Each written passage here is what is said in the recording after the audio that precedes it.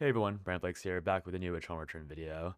Today's video is going to be another rushed patch notes review. I'm going on vacation very soon, so the videos you'll see until about next Tuesday are all going to be backlogs of the previous patch, so nothing you see for next week is going to be super relevant for the current state of the game. I'm also recording this like 2 hours before my flight, so it'll be really rushed, and so if you hear me make a flub here and there, it's because I don't have the time to re-record until I've made something I'm happy with. So we'll go straight through this. Hopefully I don't mess up my words too much, but this will be the patch notes for the patch, or the patch review for the patch notes that happened today for 1.34. So first of all, we'll be getting a new Jackie skin, Spirit Hunter Jackie. I think it was Snippy or somebody who was like, oh, this is finally Jackie with her hair done. It's no longer Behead Jackie, which is pretty true. Hairstyle looks good on her. I might buy this skin. I might use her in norms, but I'm not really a Jackie player for ranked. We have a bunch of Isol emotes that are pretty cute. Works for me since I've been playing a lot of Accelerate Isol recently.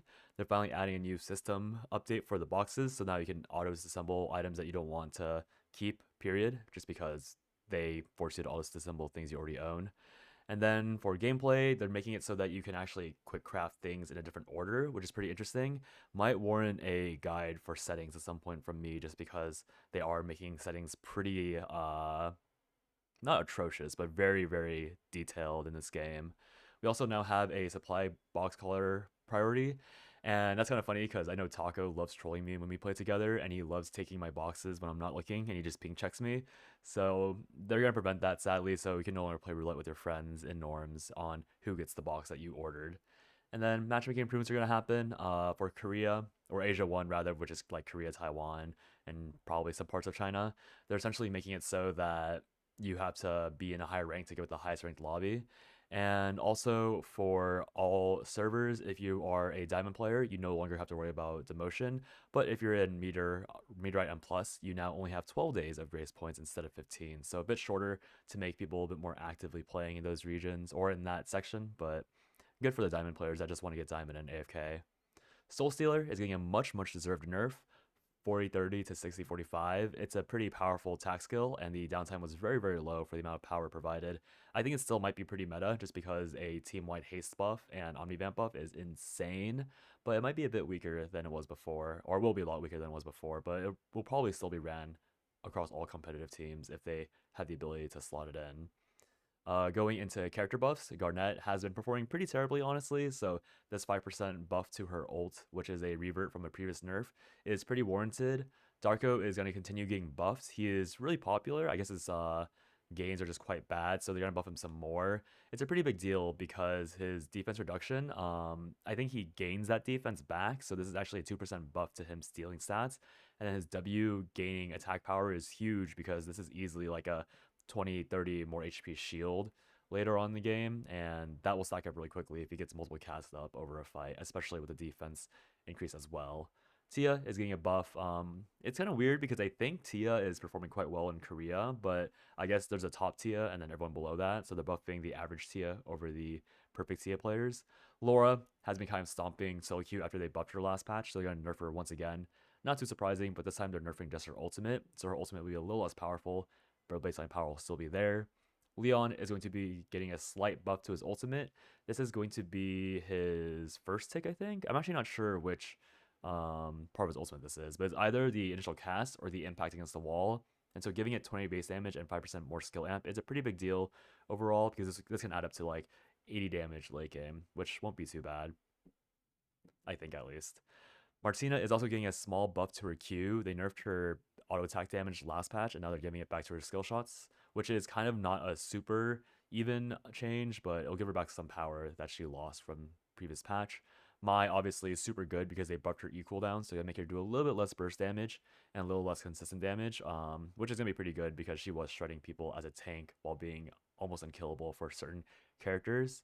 Markus is getting a very small nerf, in my opinion. He is probably one of the best tanks in the game right now, so getting 0.4 reduction in his defense will total out to 8 armor lost in the late game, which is very high, to be fair. So maybe he will be squishy enough to actually be killable in the late game with that nerf. Barbara, after people figure out what she did, she is apparently quite weak.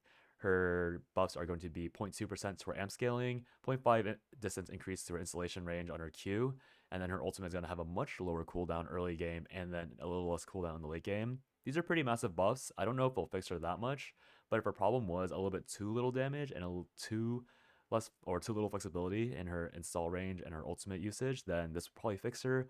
But I don't think many Barber mains are happy with her performance or her kit, or rather her rework in general. So we'll see if this does anything. Charlotte is getting a buff. They're really pushing this support meta because there are no support nerfs, and Johan is performing extremely well right now. So I guess they're trying to push again the support healer meta, and we'll see if that gets immediately toned down when ERM and ERCS prove that they're a little too strong, if they prove they're too strong. This is kind of a revisit to the support meta we had like a month ago, so we'll see where this goes in the future. Celine is getting a very interesting buff to her Q. Plus 10 damage baseline is a lot, considering that Celine will use this maybe like 12 times a fight if she's having a good fight. And so obviously like 12 times a fight, that's only 120 damage.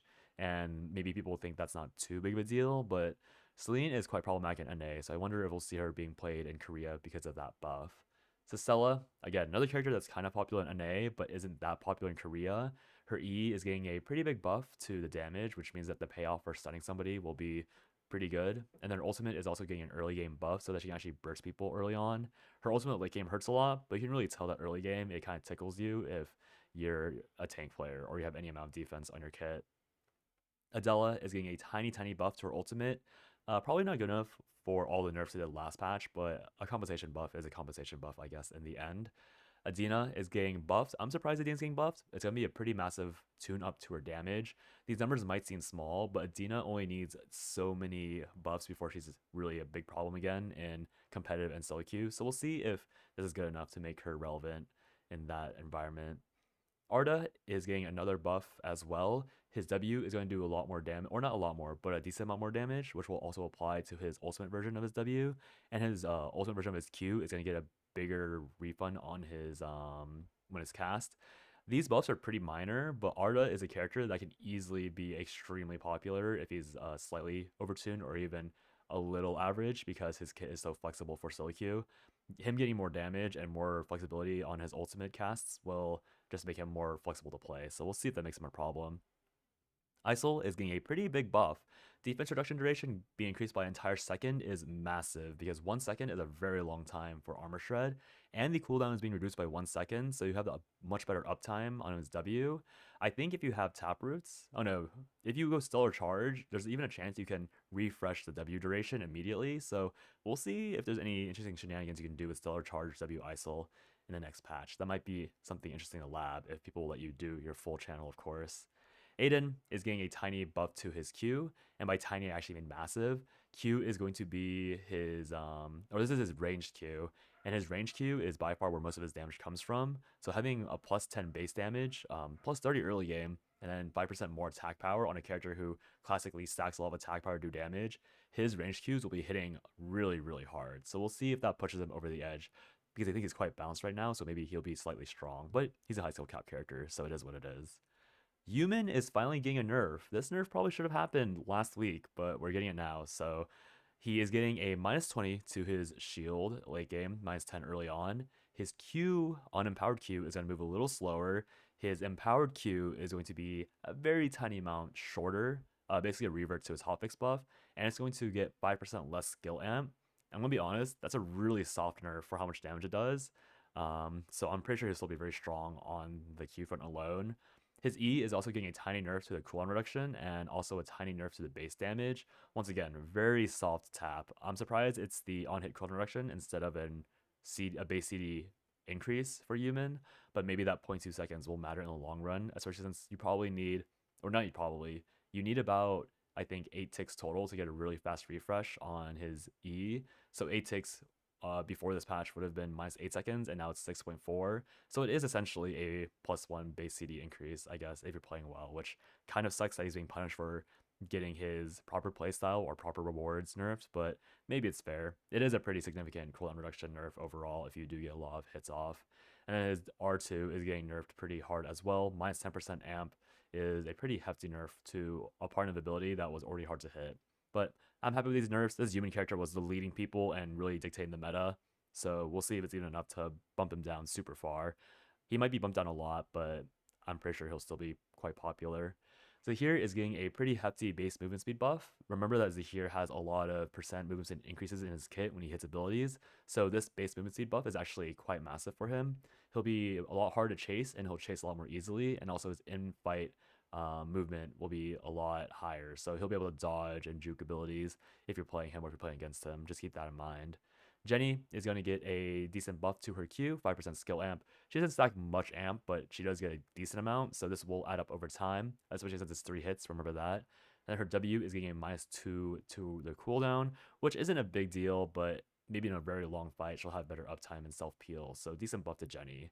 Tsubame is getting a small buff to her ultimate cast range, which essentially means that when she aggressively dies for an ult, she'll be hitting the longer range, like execute version a little more often, just because apparently she was kind of going too short a lot of the time.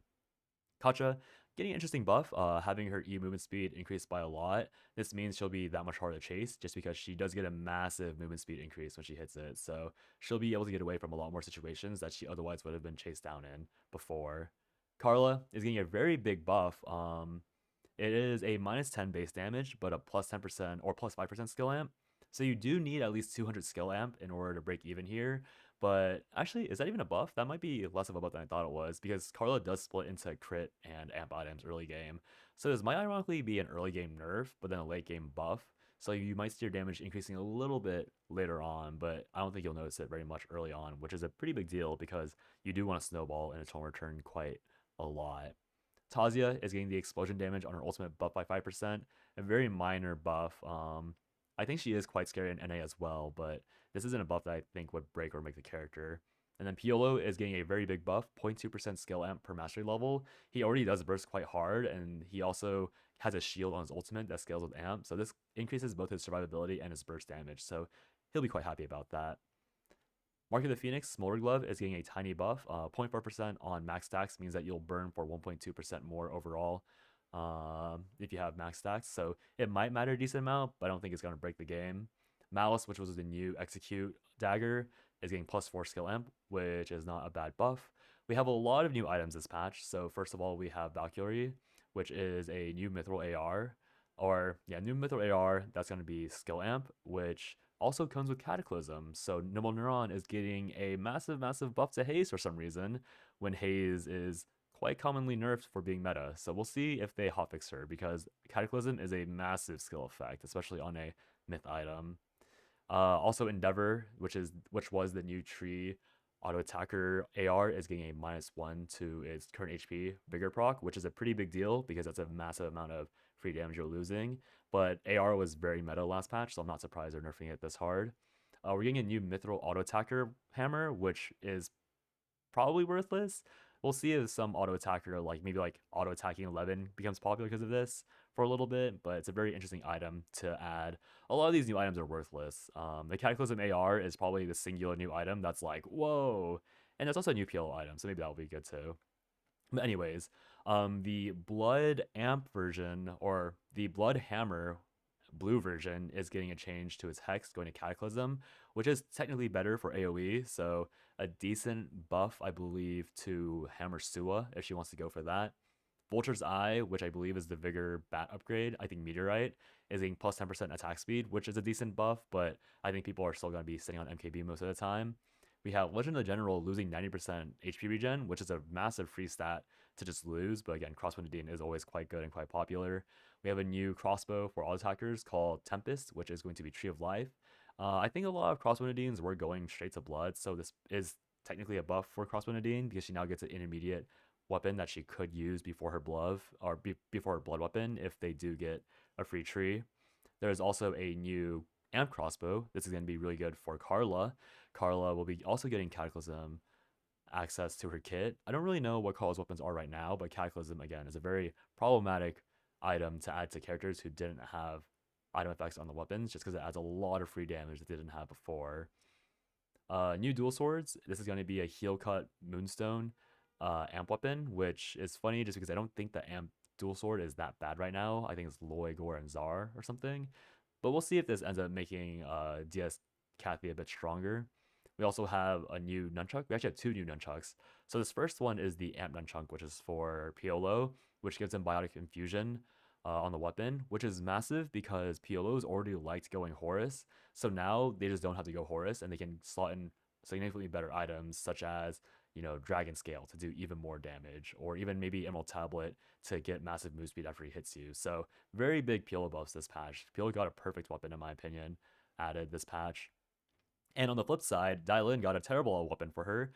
This is the new Nunchuck. It's going to be essentially the same stats as Vibro Nunchuck, except instead of Vigor, you get Blasting Bullet.